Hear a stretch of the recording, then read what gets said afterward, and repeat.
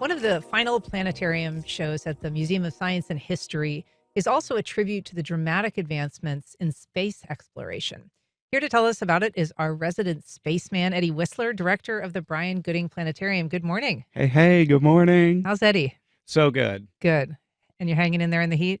I am hanging in there in the heat. I was telling you, I'm comfortable in the heat. Yeah, got a Yeah. lizard mentality. Yeah, that's what it is. You just have to shift your mind in that way. You do, and embrace it. But if I'm not ready for it, even a thin sheen of sweat, and all of a sudden that facade just falls apart. The cool thing is, inside the planetarium, it is always dark and cool, right? It is a It's very the good chilliest space. room in Yeah. the whole museum. Yeah. Yeah. So, saying goodbye to the space is going to be a bittersweet experience, I'm sure.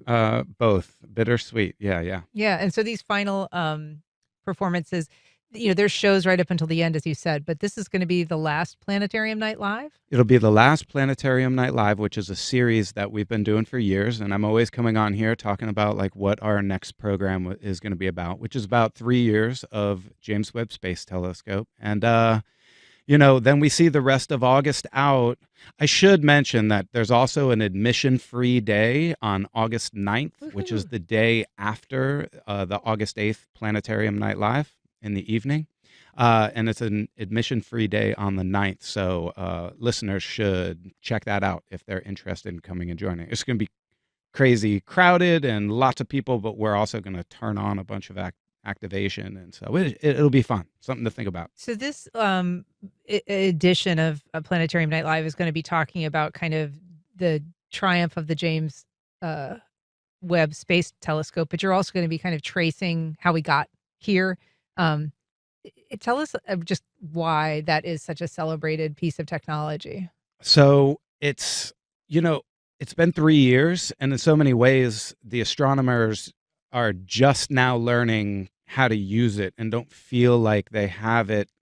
There's what you're getting, and designers have engineered this thing that they understand all the systems, everything is well calibrated, but it's like any new awesome thing that you're prepared for. Imagine a computer program. The more that you dig into it, the more that you know its little issues and its little bugs, and you can work around it.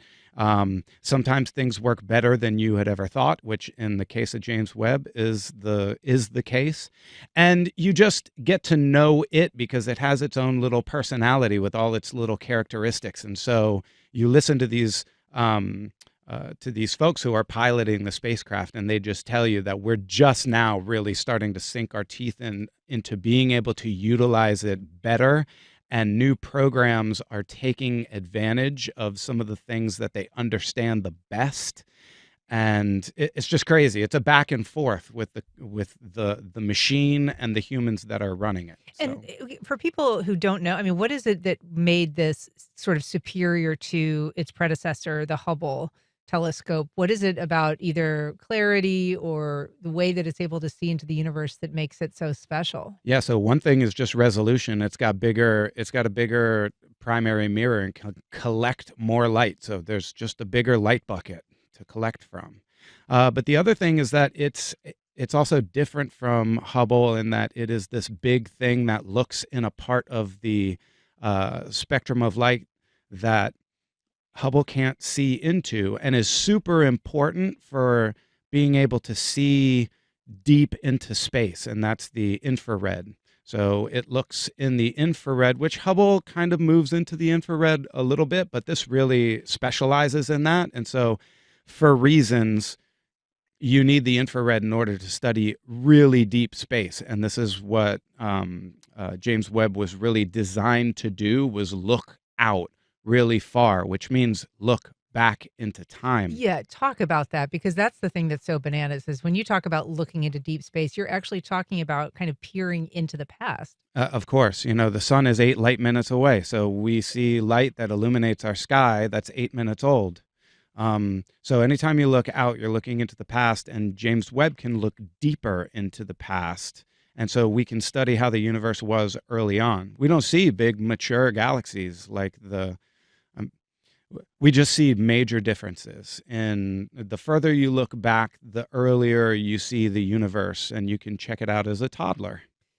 I mean, the cool thing about the Planetarium Night Live is, we're talking about it, but you get to see the beautiful pictures in this extraordinary setting. And this final edition of that is Hmm. August 8th. August 8th in the evening after the museum closes. Last time we did James Webb last summer, it sold out. So if you're at all interested, and with us closing and people knowing that we're winding down Yeah. towards the end of what's available, then I just imagine that we're going to sell out this program. So if you're at all interested, come and join us and get your tickets ahead of A time. lot of nostalgia visitors. Eddie Whisler, Planetarium Director, thank you so much for being here.